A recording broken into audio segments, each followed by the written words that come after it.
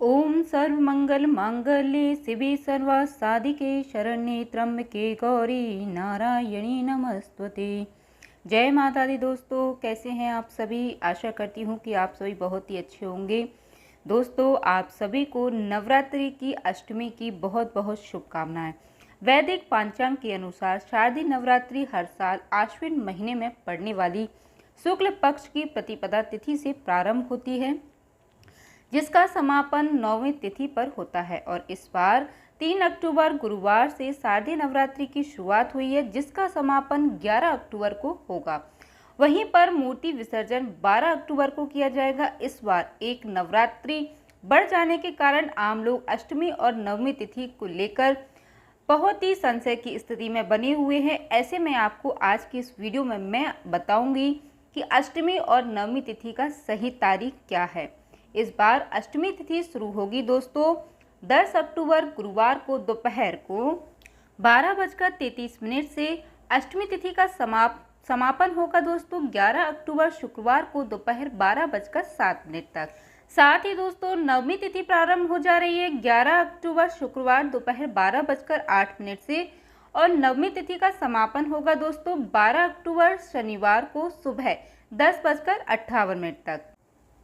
इसलिए दोस्तों इस बार 10 अक्टूबर को सुबह के समय अष्टमी तिथि विद्यमान नहीं है। ऐसे में बहुत सारे लोग यहाँ तक कि कई पंचांग में या कई मंदिरों में भी अष्टमी और नवमी में एक ही दिन मनाने की बात की जा रही है। लेकिन बहुत सारे मंदिर ऐसे भी हैं दोस्तों जहाँ पर अष्टमी तिथि 10 अक्टूबर और नवमी तिथि 11 अक्टूबर को ही मनाई जाएगी।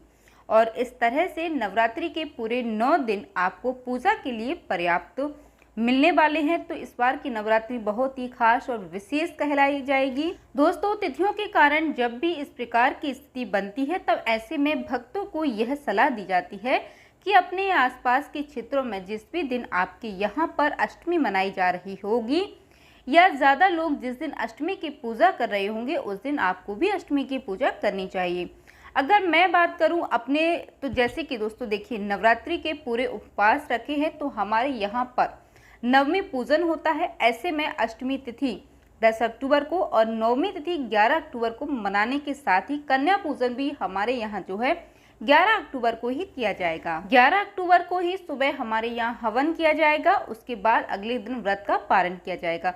लेकिन दोस्तों देखिए यहाँ पर जो शुरू से नियम है वही आप लोग लागू कीजिएगा। नवमी तिथि को सुबह कन्या पूजन करके शाम के समय व्रत का पारण कर लिया जाता है। किसी भी तरह की कोई दुविधा की स्थिति नहीं बनती है। 10वीं तिथि को सुबह कलश विसर्जन या दुर्गा विसर्जन किया जाता है। कई बार दोस्तों ऐसा भी होता है कि नवमी तिथि और 10वीं तिथि एक ही दिन होती है। तो ऐसे में आप सुबह माँ सिद्धिदात्री की पूजा करके शाम को सूर्यास्त से पहले भी कलश विसर्जन या चौकी विसर्जन कर सकते हैं। अब देखिए दोस्तों जो लोग भी 10 अक्टूबर को गुरुवार को अष्टमी तिथि मनाते हुए हैं कन्या पूजन करना चाहते हैं वह सुबह कर सकते हैं।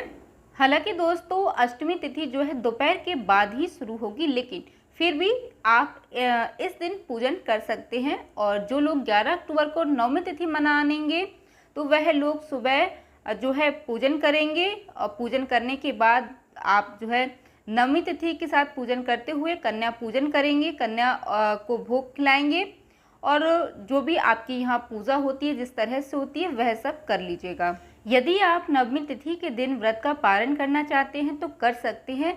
हालांकि दोस्तों ऐसा भी होता है कि नवरात्रि के पूरे 9 दिन की पूजा करने के बाद यानी कि 10वीं तिथि को व्रत का पारण करने की सलाह दी जाती है। इससे होता क्या है कि नवरात्रि के पूरे 9 दिन हम माता रानी के व्रत करते हैं और नवरात्रि के व्रतों में पूर्णाहुति के साथ ही हवन किया जाता है और इसी के साथ ही व्रत का समापन कर दिया जाता है। एक बात का विशेष ध्यान रखिएगा, अगर आप 9 दिन का व्रत किए हैं तो किसी पंडित जी को बुलवाकर हवन जरूर करवाइएगा। यदि आप पंडित जी को नहीं बुला सकते हैं तो आप घर पर ही छोटा सा हवन कर सकते हैं। उम्मीद करती हूँ दोस्तों की जानकारी आपको पसंद आई होगी। वीडियो अच्छी लगी हो तो लाइक जरूर कीजिएगा। साथ ही हमारे साथ जुड़े रहने के लिए चैनल को सब्सक्राइब कीजिएगा। जय माता दी दोस्तों, धन्यवाद।